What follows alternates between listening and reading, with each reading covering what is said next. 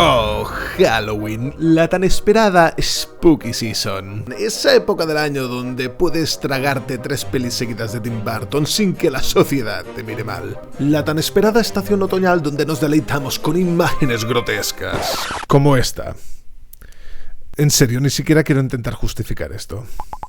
Halloween siempre ha tenido unos tropos estéticos muy concretos y en el vídeo de hoy voy a traerte como 3 efectos que son muy chulos que acompañan esta estética spooky, pero que yo mismo la utilizo en muchas de mis obras, como podrás estar viendo ahora mismo en pantalla. En este vídeo voy a enseñarte cómo utilizar el efecto llama o fuego fatuo. También voy a enseñarte a utilizar el efecto fantasmal o de transparencia, como mi dignidad, que no se ve.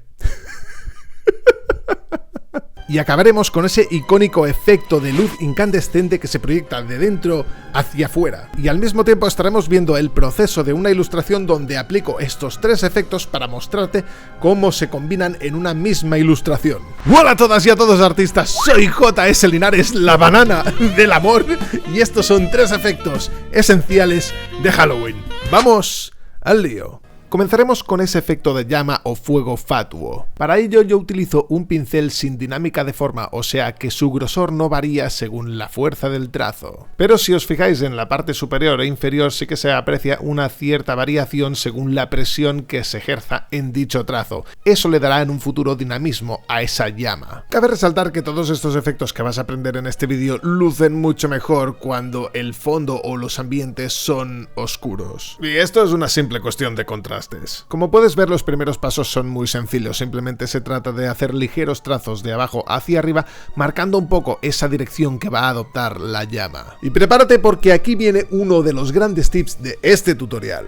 Utilizando la goma de borrar de la misma manera que hemos utilizado el pincel con las mismas características, tanto quitando la dinámica de la forma como manteniendo la sensibilidad en la presión del trazo. Con ella vamos a realizar estas formas cóncavas, manteniendo eso sí un ritmo coherente. Como norma general alternaremos formas convexas con cóncavas, una tras otra y de manera sucesiva. Eso no significa que en algún momento eso pueda romperse en favor de un mejor dinamismo. Básicamente se trata de estilizar y dinamizar el movimiento natural que ya le hemos dado a esa llama. Ahora vamos a dotar también a nuestra llama de matices para darle una estilización no solo a nivel de forma, sino también de color. Para ello vamos a tener que tener en cuenta la física del fuego, cuyo punto central, que se encuentra más o menos aquí, serán colores mucho más claros y a medida que nos acercamos a los bordes se van a ir saturando y enrojeciendo en el caso del fuego común. Para ello utilizaremos un pincel difusor redondeado. Generaremos una nueva capa por encima de la capa donde tenemos la llama y le vamos a hacer una máscara de recorte. De esa manera nos aseguramos de que todo lo que vamos a pintar queda dentro del área seleccionada de la llama. Para el tema del color es muy sencillo. Si nos vamos a la rueda cromática, toda la zona que esté en el centro nos vamos a ir más hacia los amarillos y con más cantidad de blanco,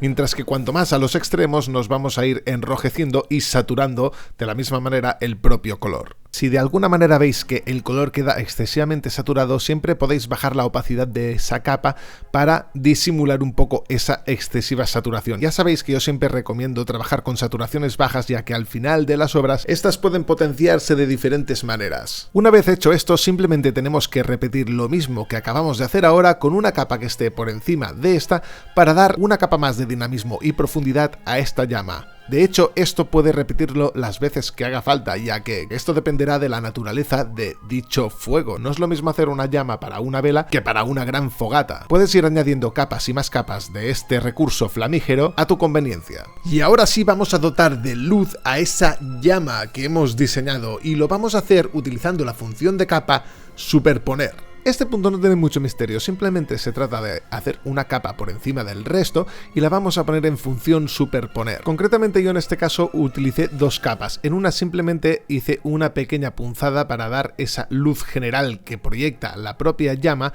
y luego hice una segunda capa en función superponer donde realicé pequeños destellos en algunos puntos de dicha llama, pero no de manera uniforme. Te recuerdo que esta es mi manera de hacerlo, una de las infinitas soluciones estilísticas para resolver gráficamente lo que es una llama o un fuego. Lo suyo es llevar esto que acabas de aprender pero a tu estilo para que no se vea algo forzado o ajeno. Y sin más nos vamos al siguiente efecto de este vídeo, que es el fantasmal, pero que también se puede aplicar a cualquier cosa que sea de naturaleza traslúcida. O sea que tanto te vale para un fantasma, unas gafas o una botella de vino. Este es uno de esos efectos que son tan increíblemente fáciles de hacer que sorprende el resultado tan bueno que dan. Vamos a hacer este primer ejemplo con una esfera porque es la manera más fácil de comprender cómo funciona dicho efecto. De la misma manera que con la llama, el gran efecto visual lo vamos a conseguir mediante la goma de borrar, pero en este caso, en vez de utilizarla en el mismo modo que el pincel, la vamos a utilizar con una goma de borrar difusa y sin dinámica de forma, o sea, redondeada, para que toda esa transparencia se reparta de manera mucho más uniforme.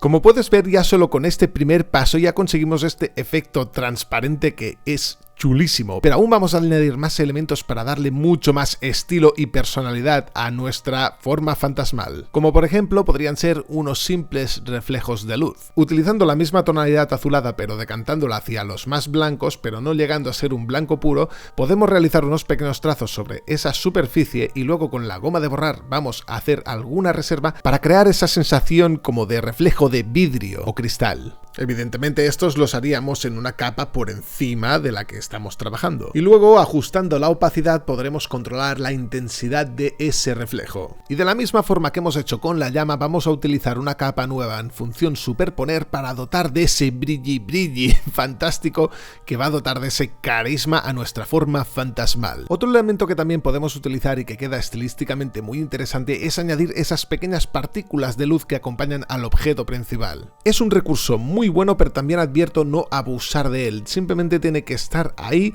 sin que te des ni cuenta. Y como has visto, este primer ejemplo lo he hecho con una esfera porque te aconsejo que hasta que no tengas dominado bien este efecto, no te compliques en aplicarlo en objetos más complejos. Puedes comenzar con figuras un tanto más complejas que una esfera para ir practicando y entendiendo cómo funcionan esos juegos de luces y transparencias de este efecto, pero sin llegar a la complejidad de objetos que representen un auténtico reto y te aparten de lo que es realmente importante, al menos en este ejercicio, que es entender cómo funciona este efecto de transparencia.